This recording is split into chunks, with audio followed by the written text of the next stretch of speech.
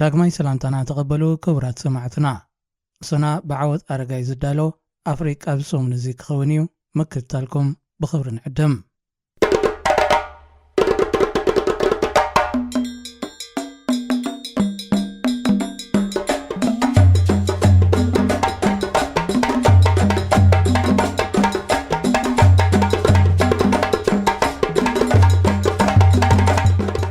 ደቡብ ኣፍሪቃ ትማሊ ጀሚሩ ሎሚ ኣብ ዝውድእ ኣብ ምእንጋድ ሃገራት ብሪክስ ትርከብ ፕረዚደንት ሩስያ ኣብቲ ኣኼባ ክሳተፍ ድዩ ኣይሳተፍን ዝብል መዛረቢ ርእስቲ ኮይኑ ዝቕንየ መልሲ ረኺቡ እቲ ፕረዚደንት ብኣካል ዘይኮነ ብርሑቕ ብመራኸቢ እዩ ክሳተፍ ኣብቲ ብፕረዚደንት ደቡብ ኣፍሪቃ ሲሪል ራማፖዛ ዝምራሕ ዘሎ ዋዕላ ብፕረዚደንት ቻይና ዢ ጂንፒንግ ቀዳማይ ሚኒስትር ህንዲ ናሬንድራ ሞዲ ፕረዚደንት ብራዚል ሉላ ዳ ሲልቫን ካልኦት ሓያሎ ዕድማት መራሕትን ዲፕሎማስኛታትን ይሳተፉ ኣለዉ ኣብቲ ኣብ ደቡብ ኣፍሪቃዊት ከተማ ደርባን ዝካየድ ዘሎ ዋዕላ ሃገራት ብሪክስ ሩስያ ኣባል ሃገር ብሪክስ ብምዃና ፕረዚደንት ሃገር ቭላድሚር ፑቲን ተዓዲሙ ነይሩ እንተኾነ ሩስያ ኣብ ልዕሊ ዩክሬን ወራር ድሕሪ ምክያዳ እቲ ፕረዚደንት ብላዕለዋይ ቤት ፍርዲ ውድብ ሕቡራት ሃገራት ዘሄግ ተኸሲሱ ብምህላው ብኣካል ናይ ምስታፉ ጉዳይ ኣካታዒ ኮይኑ ይጸኒሑ ምትእኽኻብ ብሪክስ ኣብ 2009 ዝተመስረተ ኮይኑ ንሃገራት ብራዚል ሩስያ ህንዲ ቻይናን ደቡብ ኣፍሪቃን ዘጠቓልል እዩ ሃገራት ዘን ምትእኽኻብ ኣብ ብቁልጡፍ ምዕባለ ዝርከባ ኮይነን ብ3.2 ቢልዮን ህዝቢ ማለት 41 ሚእታዊት ካብ ጠቕላላ ብዙሕ ህዝቢ ዝሽፍና 26 ሚእታዊት ካብ ፍርያት ዓለም የምርታ ብ56 ትሪልዮን ዶላር ድማ 32 ሚእታዊት ሃብቲ ዓለም ይውንና ኣካል ዚ ግዙፍ ምትእኽኻብ ዝኾነት ሩስያ ኣብቲ ኣብ ደቡብ ኣፍሪቃ ዝካየድ ዋዕላ ብፕረዚደንታ ተወኪላ ክትሳተፍ ናይ ግድን እዩ ነይሩ ብጽሕፈት ፕረዚደንት ቭላድሚር ፑቲን እውን ንዝተገብረሉ ዕድመ ብምቕባል ኣብቲ ዋዕላ ናይ ምስታፍን ዘይምስታፍን ውሳኔ ኣብ ጊዜኡ ክወሃብ ምዃኑ ኣፍሊጡ ነይሩ ሓያሎ ምዕራባውያን ሃገራት ደቡብ ኣፍሪቃ ንፕረዚደንት ፑቲን ከይትዕንግድ እንተእንጊዳቶ ድማ ሒዛ ናብ ላዕለዋይ ቤት ፍርዲ ውድብ ሕቡራት ሃገራት ከተረክቦ ጸቕጢ ገብራ ጸኒሐን ንዝነበረ ወጥሪ ንምህዳእ ፕረዚደንት ቭላድሚር ፑቲን ብኣካል ኣብ ዋዕላ ከም ዘይሳተፍ ኣብ መንጎ ሩስያን ደቡብ ኣፍሪቃን ኣብ ሃገራዊ ርድኢት ከም ዝተበጽሐ ተገሊጹ ምትእኽኻብ ሃገራት ብሪክስ ብምዕራባውያን ሃገራትን ዶላርን ንዝበሓት ኣካይዳ ዓለም ንምብዳሕ ዝቖመ ምዃኑ ብዙሓት ይዛረቡ እንተኾነ ፕረዚደንት ደቡብ ኣፍሪቃ ሲሪል ራማፖዛ እዚ ባህላ ጉጉይ ምዃኑ ሃገሩ ንኣብነት ምስ ኩለን ሃገራት ዓለም ክትሰርሕ ከም እትደሊ ኣነጺሩ ሃገራት ብሪክስ ብዘይ ካብ ቁጠባ ኣብ ምስፋን ሰላም ጸጥታ ምትሕጋዝን ምዕባለን ዝዓለመ ኮይኑ ኣብ 2050 ናይ ዓለም ቁጠባ ክዕብልል ካብ ዝሰርሕ ዘሎ ምትእኽኻብ ከም ዝኾነ ይግለጽ ዶላር ከም ናይ ማእከል ንግዲ ደው ብምባል ብካልእ ባጤራ ክትከኦ ሓሳብ ከም ዘሎ ዝተፈላለዩ ወገናት ይገልጹ እዚ ድማ ንጉጅለ 7 ይኹን ሕቡራት መንግስታት ኣሜሪካ ስጋት ከም ዝኾነ ክግለጽ እንከሎ ሃገራት ምዕራብ ግን ከምቲ ዝድለ ናይ ማዕከናት ዜና ሸፈነ ኣይህቦን ዘለዋ ጉጅለ 7 ዝበሃላ ሃገራት ሕቡራት መንግስታት ኣሜሪካ ካናዳ ፈረንሳ ጀርመን ኢጣልያ ጃፓን ብሪጣንያ ከምኡውን ኤውሮጳዊ ሕብረት ዘጠቓልል ብቁጠባ ናይ ዝማዕበላ ሃገራት ምትእኽኻብ እዩ ሃገራት ጉጅለ 7 ብዘይካ ብቁጠባ ብፖለቲካዊ ብዙሕነት ሊበራላዊ ዴሞክራሲ ዘመሳስል ስለ ዘለወን ዝተኣኻኸባ ኮይነን ካብ 30 ክሳብ 43 ምህርቲ ዓለም ዝሽፍና 200 ቢልዮን ዶላር ርእሰ ማል ዘለወን 10 ሚእታዊት ካብ ብዝሒ ዓለም ዝሽፍና ኮይነን ናይ ፖለቲካ ቁጠባ ዲፕሎማስን ወተሃደራውን ርክብ ኣለወን ኣብ 2006 ባይተ ውድብ ሕቡራት ሃገራት ኣብ ከተማ ኒውዮርክ ሕቡራት መንግስታት ኣሜሪካ ሓፈሻዊ ኣኼባ ዘሰላስለሉ ዝነበረ እዋን ሃገራት ብራዚል ሩስያ ህንድን ቻይናን ብጎኒ ብሚኒስትሪ ወፃኢ ጉዳያት ደረጃ ርክባት ጀሚረን ቀንዲ ዕላማ ትርክብ ኣብ ቅልጡፍ ምዕባል ዝርከባ ሃገራት ቁጠባዊ ማሕበር ንምምስራት እዩ ነይሩ 5 ኣባል ሃገራት ብሪክስ ኣባል ጉጅለ 20 እየን ጉጅለ 20 ንባዕሉ 19 ሃገራትን ኤውሮጳዊ ሕብረትን ዝጠርነፈ እዩ እተን ሃገራት ኣርጀንቲና ኣውስትራልያ ብራዚል ካናዳ ቻይና ፈረንሳ ጀርመን ህንዲ ኢንዶኔዥያ ኢጣልያ ጃፓን ሜክሲኮ ደቡብ ኮርያ ሩስያ ስዑድ ዓረብ ቱርኪ ብሪጣንያን ሕቡራት መንግስታት ኣሜሪካን እየን ብሪክስ ኣብ ዝሓለፈ ወርሒ ብደረጃ ሚኒስትራት ኣብ ደቡብ ኣፍሪቃ ኣብ ዝገበሮ ኣኼባ ምትእኽኻቦም ክሰፍሕን ሓደስቲ ኣባል ሃገራት ክጽንበረኦም ከምኡውን ካብ ጽልዋ ምዕራብ ዝተላቐቐ ማዕርነት ዘለዎ ንግዲ ክህሉ ናይ ዶላር ናይ ንግዲ ዓብላልነትን ካልእን ኣመልኪቶም ተዘራሪቦም። ኣብቲ ርክብ ንምስታፍ ሓያሎ ሃገራት ዲፕሎማስኛታትን ብምልኣኽ ኣብቲ ምትእኽኻብ ዝጽንበራሉ መገዲ ከናድያ ተራእየን። ኣብቲ ጋጣሚ ስዑድ ዓረብን ሕቡራት ኢማራት ዓረብን ኢራንን ናይ ምጽንባር ዘለወን ድሌት ገሊጸን። ቀጺለን ድማ ኣልጀርያ፣ ኣርጀንቲና፣ ሜክሲኮን ናይጀርያን ናብ ብሪክስ ናይ ምጽንባር ድሌተን ብደብዳቤ ገሊጸን ነይረን። ሕጂ ድማ ኢትዮጵያ ናብቲ ምትእኽኻብ ንኽትጽንበር ከም ዝሓተተት ኣፈኛ ሚኒስትሪ ጉዳያት ወጻእቲ ሃገር መለስ ዓለም ንጋዜጠኛታት ኣብ ዝሃቦ መግለጺ ሓቢሩ።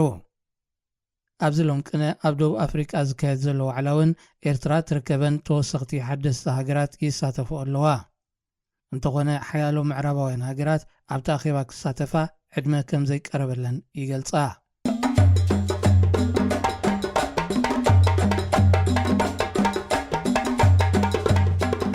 ሱዳን ዘይሓላፍነታውያን ክልተ ጀነራላት ዘካይድዎ ብሰንኪ ዘለዎ ኩናት ሓድሕድ ልዕሊ 1 ሚልዮን ዜጋታታ ካብ ቤት ንብረቶም ተመዛቢሎም ክስደዱ እንከለዉ ዓመፅ ኣብ ልዕሊ ደቂ ኣንስትዮ ድማ ኣዝዩ ተጋኒኑ ኣሎ።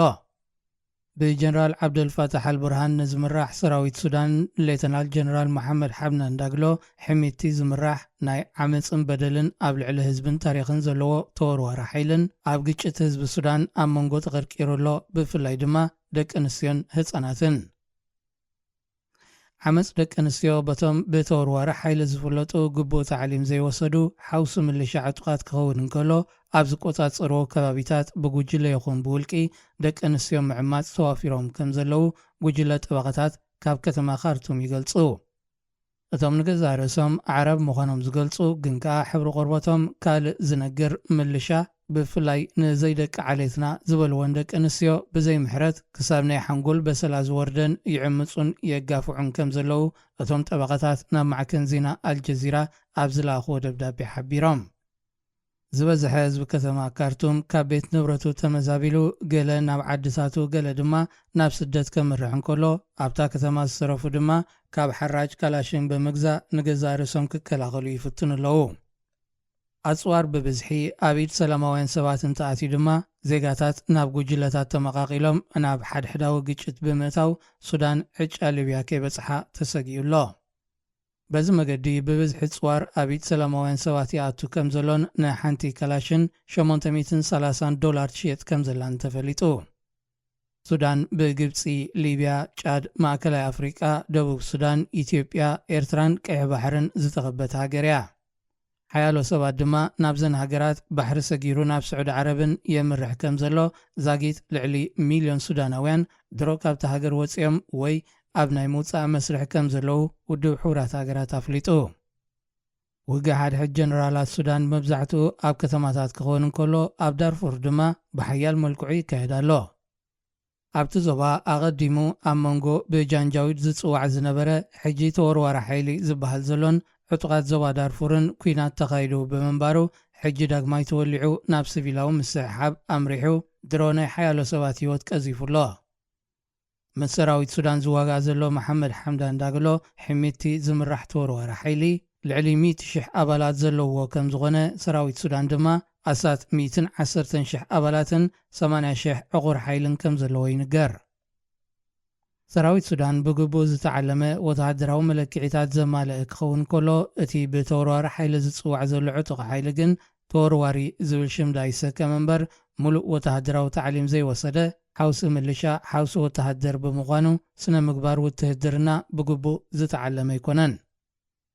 ኣብ 2019 ሱዳናውያን ናዕበኛታት ቀጻሊ ሰልፍታት ብምግባር ንፕረዚደንት አልበሽር ካብ ስልጣኑ ክዓልዎ እንከለዉ ሰራዊት ፈጺሙ ካብ ሲቪላዊ ምምሕዳር ተኣልዩ ናይ ወተሃደራዊ ጉዳያት ስርሑ ጥራይ ክገብር ኣብ ማዓስከራቱ ኮፍ ክብል እዮም ዝጽውዑ ነይሮም። ሱዳናውያን 30 ዓመት ወተሃደራዊ መሪሕነት ዑመር አልበሽር ኣሰልኪቦም ብምንባሩ ኣብ ሲቪላዊ መሪሕነት ወተሃደር ፍጹም ክርእዩ ድሌት ኣይነበሮምን። ብኸምኡ ኸኣዩ ነሳት 2 ዓመት ዝቐጸለ ተደጋጋሚ ሰልፍታት ዘካየዱ። ኣብዚ ዘበን እዚ ሰራዊት ሓንቲ ስራሕ ጥራያ ዘላቶ ንሳ ድማ ሃገር ብናይ ወፃኢ ሓይሊ ከይትወረር ምክልኻል። እንተኾነ ድሌታቶም ተግባራዊ ክኸውን ኣይከኣለን። ኣብቲ ንመሪሕነት ዝተመዘ ቆንስል 2 ጀነራላት ነይሮም። ንሰራዊት ሱዳን መንግስትን ዝመርሕ ወታደራዊ መራሒ ጀነራል ዓብዱልፈታሕ አልቡርሃን ንሓውሲ ወታደራዊ ተወርዋሪ ተሓጋጋዚ ሓይሊ ዝመርሕ ጀነራል መሐመድ ሐምዳን ዳግሎ ነይሮም። እዞም ፕሬዚደንት ዑመር አልበሽር ኣብ መሳልል ስልጣን ክድይቡ ዝሓገዞም ንሶም ድማ ኣብ ስልጣን ክቕፅል ኣጀንዳታቱ ምትግባር ዝሓገዝዎ ጀነራላት መጀመርያ ብሓባር እዮም ዝሰርሑ ነይሮም። ድሓር ግን እናተተፋነኑ ይመፁ ብምንባሮም ጉዳዮም ሓደ መዓልቲ ዝፍንጀር ናይ ግዜ ቦምባዩ ተባሂሉ ብናይ ፖለቲካ ተዓዘብቲ ይግለጽ ነይሩ። እነሆ ድማ ሕጂ ኣብ ክንዲ ፀጥታ ሃገርን ህዝብን ዘውሕሱ ብዕርፋን ስልጣን ኣብ ናዓርሕዶም ክከራፈሱ ሃገርን ህዝብን ኣብ ሓደጋ እትዮም ይርከቡ።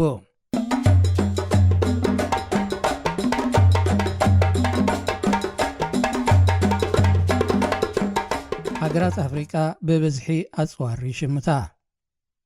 ኣብዚ ሕጂ እዋን ሓያሎ ሃገራት ኣፍሪቃ ምሽማት ኣጽዋር ጀሚረን ብምህላወን ብመሰረት ኣብ ከተማ ስቶክሆልም ስዊድን ዝርከብ ኢንስቲትዩት ምርምር ሰላም ወይ ሲፕሪ ገሊጹ።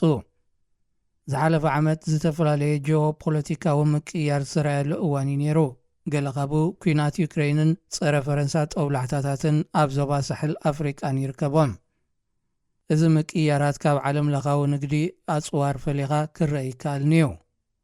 ጂኦፖለቲካዊ ምቅያርን ንግዲ ኣጽዋርን ፈላሊኻ ክትሪኦ ዘይትኽእል ሩስያ ድሕሪ ሕቡራት መንግስታት ኣሜሪካ እታ ዝዓበየት ንግዲ ኣጽዋር እትሽፍን ብምዃናን ንግዲ ኣጽዋር ከይትገብር ብሃገራት ምዕራብ እገዳ ተነቢርላ ነይሩ እዩ።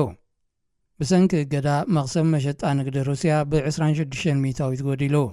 እታ ሃገር ኣብ 2021 ካብቲ መሸጣ 14.6 ቢልዮን ዶላር ክትረክብ እንከላ ኣብ 2022 ድማ 10.8 ቢልዮን ዶላር ረኺባ። ሩስያ ብተወሳኺ ንመሸጣ ከተውዕሎ ዝነበራ ኣጽዋር ናብ ኩናት ዩክሬን ስለ እትጥቀመሉ ዘላ ሒዛቶ ዝጸንሐት ልዑል ናይ ንግዲ ቦታ ንዝተናውሐ ክትስእኖ ተኽእል ኣሎ። እዚ ኮይኑ ኸበቅዕ ኣብ ዝሓለፈ 5 ዓመታት ሩስያ እታ ዝለዓለት መሸጣ ኣጽዋር ናብ ሃገራት ኣፍሪቃ ክትከውን ኣያገማን ዘሎ። እዚ ድማ ሃገራት ኣፍሪቃ ኣብ ልዕሊ ሩስያ ዝተበየነ ናይ ምዕራባውያን ሃገራት እገዳ ዕሽሽ ብምባል ክኸውን እንከሎ እታ ሃገር ንቻይና ብምብላፅ ኣብ ኣፍሪቃ ኣብ ቅድሚት ትርከብ። እዚ ጽልዋ ሩስያ ኣብ ኣፍሪቃ እናዓበየ ይመጽእ ከም ዘሎ የርኢ። ኣብ ዓለም ብንግዲ ጽዋር ብ40 ሚታዊት ሸፈነ ሕቡራት መንግስታት ኣሜሪካ ኣብ ቀዳማይ ደረጃ ብ11 ሚታዊት ድማ ኣብ ሳልሳይ ደረጃ ሃገረ ፈረንሳ ዝስራዕ እኳ እንተኾና ኣብ ኣፍሪቃ ዝቐረበ ንግዲ ኣጽዋር ግን 44 ሚታዊት ብሩስያ ተሸፊኑ። ብመሰረት ኣብ ከተማ ስቶክሆልም ስዊድን ዝርከብ ኢንስቲትዩት ምርምር ሰላም ማለት ሲፕሪ ሃገራት ኣፍሪቃ ዝሸመቶ ከቢድ ብረት ይኹን ፎኮስ ኣጽዋር ካብ ኩባንያታት ሩስያ ዝተዓደገ እዩ። ቀፂለን ዝተሰርዓ ሃገራት ድማ ቻይና፣ ፈረንሳን ሕቡራት መንግስታት ኣሜሪካን እየን። ሓንቲ ሃገር ልኡላውነታ ክትከላኸል ኣጽዋር ክትዓጥቕን ድልዱል ሰራዊት ክህልዋን ግቡእ እዩ። እንተኾነ ካብተን ብብዝሒ ኣጽዋር ዝሸመታ ትሕቲ ሰሃራ ዝርከባ ሃገራት ብኩናትን ዕልዋ መንግስትን ዝተሓመሳ ማሊ፣ ቡርኪና ፋሶ፣ ሪፐብሊክ ማእከላይ ኣፍሪቃን ኒጀርን ዝርከብኦ ኣተሓሳሳቢ ይገብሮ። አንጎላ፣ ናይጀራን ዩጋንዳን እውን ካብተን ብብዝሒ ኣጽዋር ዝሸመታ እየን። ኣብ 2021 ናይጀርያ ኣብ ምሽማት ኣጽዋር 4.5 ቢልዮን ዶላር ከተውፅእ እንከላ ካብዚ እቲ 34.4 ካብ ቻይና፣ 6 ሚታዊት ካብ ሩስያ፣ 2 ሚታዊት ድማ ካብ ሕቡራት መንግስታት ኣሜሪካ ናብ ዝሸመተቶ ኣጽዋር ኣውዒላቶ። ኣብ 2022 ኣልጀርያ 5.24 ሚሳይላት ክስከማ ዝኽእላ ምዕቡላት ድሮን ካብ ቻይና ዓዲጋ። መቐናቕንታ ዝኾነት ሞሮኮ ብወገና ምስ ሕቡራት መንግስታትን ኤሮጳዊ ሕብረትን ብምውጋን ካብ ኣይርባስ ሄሊኮፕተራት ሸሚታ። ካልኦት ሓያሎ ሃገራት ኣፍሪቃ እውን ቢልዮናት ወጻኢ ብምግባር ዝተፈላለየ ጽዋር ገዚአን ይርከባ። ኣብ 2018 ሩስያ ንሃገራት ኣፍሪቃ ናይ 2 ቢልዮን ዶላራት ጽዋርያ ትሸጠለን ነይራ። ኣብ 2019 ድሕሪ ዝተገብረ ዋዕላ ሩስያ ኣፍሪቃ ግን እቲ መሸጣ ናብ 14 ቢልዮን ዶላር ክብል ኣብ ስምምዕ ተበፂሑ። ሃገራት ትሕቲ ሰሃራ ኣፍሪቃ 2 ሚታዊት ካብ ናይ ዓለም ፍርያት ኣጽዋር ጥራይን ዓመታዊ ዝሽምታ እንተኾነ ሓያሎ ከባቢታት ምእኩል ምሕደራ ብዘይምህላው እቲ ጽዋር ኣብ ኢድ ዕጡቓት ክወድቕ ቀሊል ይገብሮ።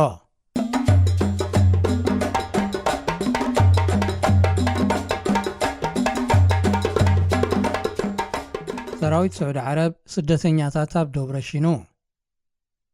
ሰራዊት ሓለዋ ደቡብ ስዑድ ዓረብ ካብ የመን ናብቲ ሃገር ከኣትዉ ንዝፈተኑ ስደተኛታት ጃምላዊ ቅትለት ፈጺሙ ተባሂሉ ብጉጅለ ተጣበቕቲ ሰብኣዊ መሰላት ሂማን ራይትስ ዎች ተኸሲሱ።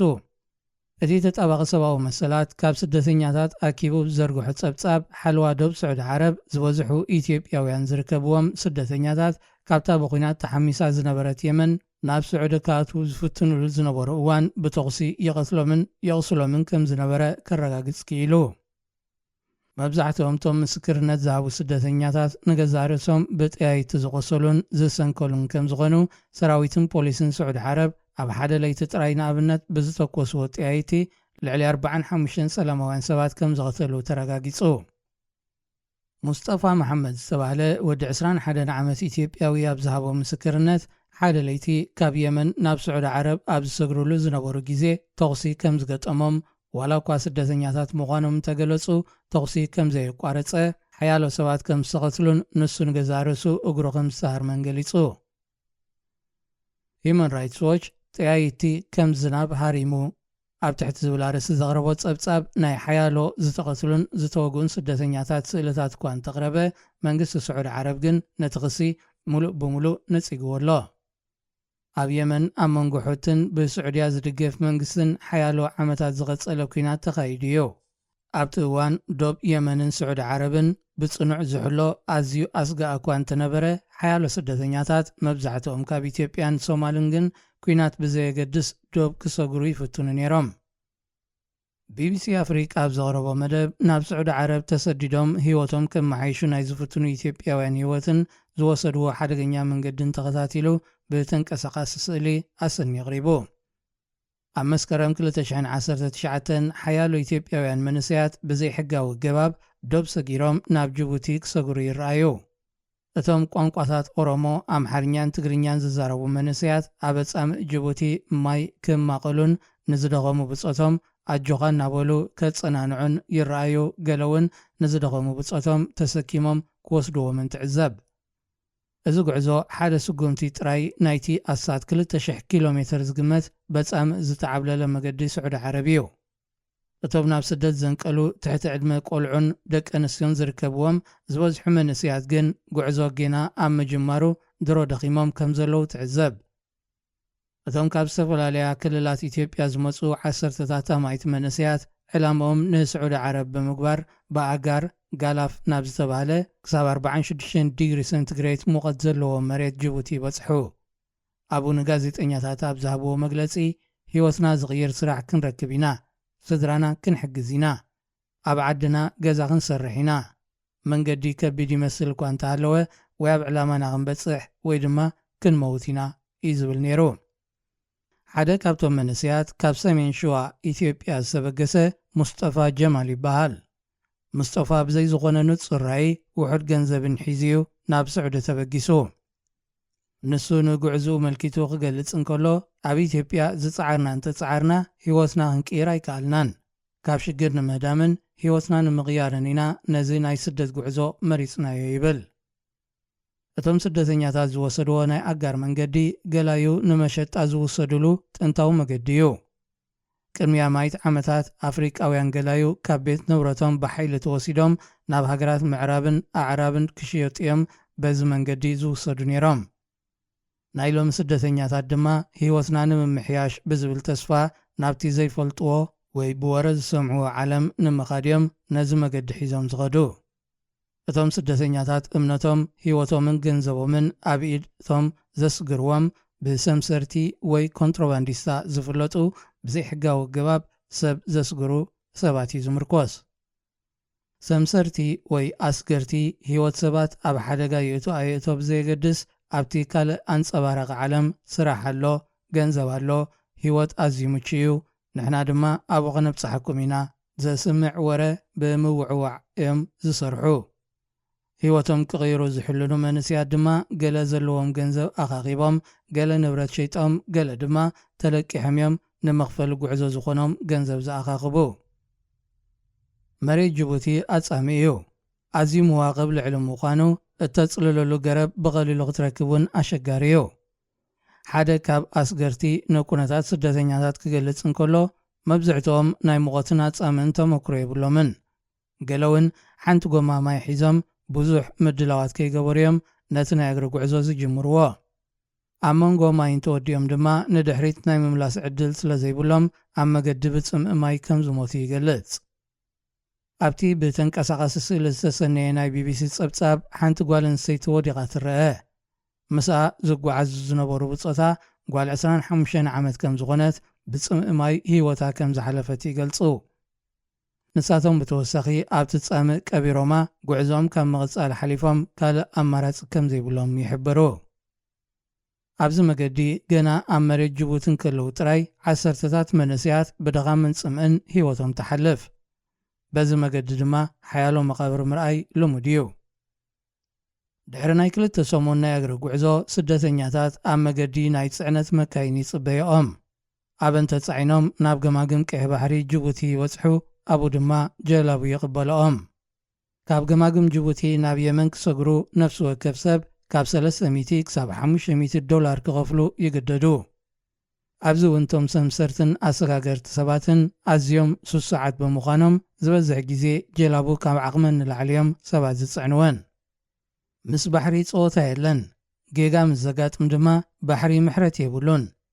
ኣብ ጉዕዞ ባሕሪ ካብ ዓቐን ንላዕሊ ሰብ ዝጸዓና ጀላቡ ግዳያት ምጥሓል ክኾና ንቡር እዩ። ኣብ ባሕሪ ጀላቡ ጥሒለን ህይወት ሓያሎ ሰባት ዝጠፍአ ኣብ ልዕሊ ምዃኑ ሓደ እዋን እውን ኣብ መንጎ ጉዕዞ ባሕሪ ጃልባ ካብ ዓቐን ንላዕሊ መሊኣ ሰባት ክጎድሉ ኣለዎም ብምባል ናብ ባሕሪ ናይ ዝስንደዉ ሰባት ቁፅሪ ኣዝዩ ብዙሕ እዩ። ንኣብነት ኣብ መጀመርያ ናይ ዝሒዝናዮ ዘለና ዓመት ኣሳት 200 ሰባት ናብ ባሕሪ ተሰንድዮም ህይወቶም ስኢኖም እዮም። ኣብ መገዲ ዝተረፈ ተሪፉ ነዚ መሪር ጉዕዞ ሓሊፎም መዓልታዊ ኣሳት 1,000 ኢትዮጵያውያን ቀይሕ ባሕሪ ሰጊሮም ናብ ገማግም የመን ራስ ኣልኣራሕ ይሰግሩ። ኣብዚ እቲ ዝበኣሰ መብዝሕትኦም ቶም ስደተኛታት ኣብ የመን ኩናት ከም ዘሎ ዘይፈልጡ ምዃኖም እዩ። ኣብ ርእሲ እዚ ድማ ናብታ ብዝምነይዋ ሃገረ ስዑድ ዓረብ ክበጽሑ ገና ናይ 1500 ኪሎ ሜትር ጉዕዞ ይተርፎም ምዃኑ እዩ። ክሳብ ኣብዚ ክበጽሕ ዝኸኣለ ሙስጠፋ ጀማል ብዛዕባ ኩነታት የመን ክገልጽ እንከሎ ኣብ የመን ኩናት ከም ዘሎ ወላ ሓንቲ ፍልጦ ይነበረንን፣ ዝነገረኒ ሰብ እውን የለን። እቶም ኣስገርትን ሰምሰርትን ብዛዕባ ኣብ የመን ኩናት ምህላው ፍጹም ኣይዛረቡን እዮም ይብል። እቲ 1500 ኪሎ ሜትር ዝርሕቀቱ ካብ ገማግም ባሕሪ የመን ናብ ስዑድ ዓረብ ዝወስድ መንገዲ ገለ ገንዘብ ዝቕርቀሩ ኣብ ቶዮታ ፒክኣፕ መካይን ተጻዒኖም ክሰግርዎም ከለዉ ገለ ድማ ብእግሪዮም ጉዕዞ ዝተሓሓዝዎ።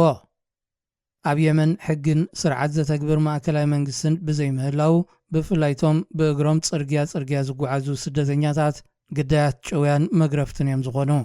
ሓያሎ ካብቶም ስደተኛታት ብዕጡቓት ተታሒዞም ሓውሉ ተባሂሎም ከም ዝግረፉ ግን ከዓ ክሕውለሎም ዝኽእል ሰብ ዘይብሎም ብምዃኖም ኣዝዩ ከቢድ ስቅያት ከም ዝሓልፉ ይገልጹ።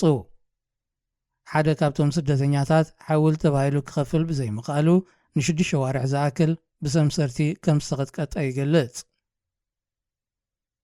የመናውያን ዘይሕጋውያን ኣሰጋገርቲ ኣብ የመን ኩናት ካብ ዝጅምር ዝቆጻጸር መንግስቲ ብዘይምህላው ኣታዊኦም ካብቶም ስደተኛታት ከም ዝኾነ ይሕብሩ። ስደተኛታት ገንዘብ ክኸፍሉ ከም ዝሓትዎም እንተዘይብሎም ኣብ ወፃእ ናብ ዝርከቡ ዝማዶም ክድውሉ ከም ዘገድድዎም ብተወሳኺ ይገልጹ።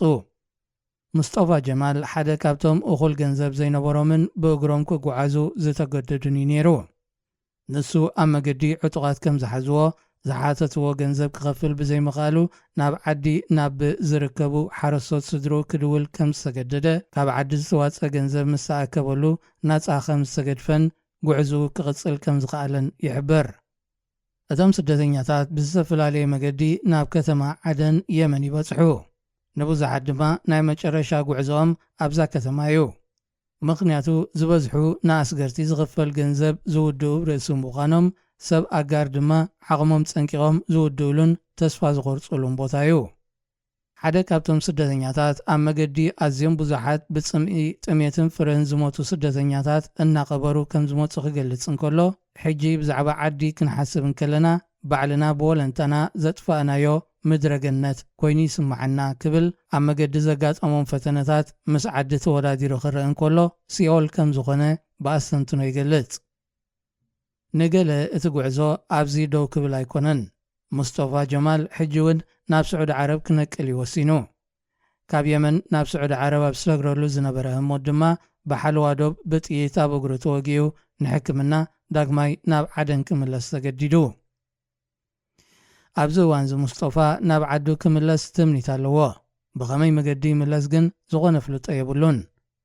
ኣብ ህይወት ኩሉ ነገር ከም ዝራሕረውሐ ድማ ተስፋ ብምቑራጽ የማርር። እቲ ኣሳት 2,000 ኪሎ ሜትር ዝግመት መንገዲ ተጓዒዞም ናብ ስዑድ ዓረብ ዝኣተዉ ሓያሎ ኣለዉ። እንተኾነ ንሳቶም እውን ብዘይ ሕጋዊ ግባብ ናብቲ ሃገር ዝኣትዉ ብምዃኖም ኣብ ዝኾነ እዋን ኣብ ትሕቲ ናይ ምጥራስ ስጋኣት እዮም ዝነብሩ። ገለ ስራሕ ረኺቦም ብግቡእ ክነብሩ እንከለዉ ሓያሎ ድማ ተጠሪዞም ናብ ሃገሮም ይምለሱ። ኣብ ኣጻምእ ጅቡትን ብጽምኢ ኣብ ቀይሕ ባሕሪ ጥሒሎም ኣብ ምድረ በዳታት የመንን ስዑድ ዓረብን ዳግማይ ብጽምእን ጥሜትን ኣብ መገዲ ናይ ዝሞቱ ሰባት ቁፅሪ ውሑድ ኣይኮነን።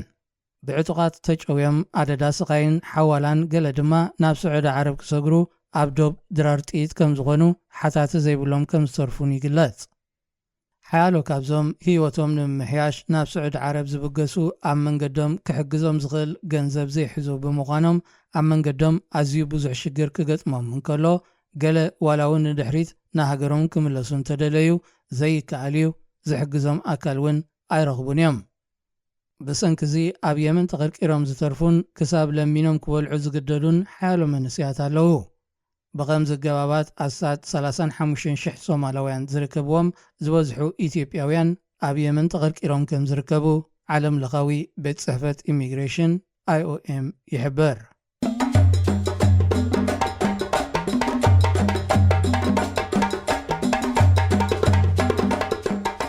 ክቡራት ሰማዕትና ናይ ሎሚ ኣፍሪቃ ብሰሙን እዚ ኣብዚ ተዛዚሙሎ ዝመጽእ ሰሙን ብኻልእ ትሕሶ ይራኽበና።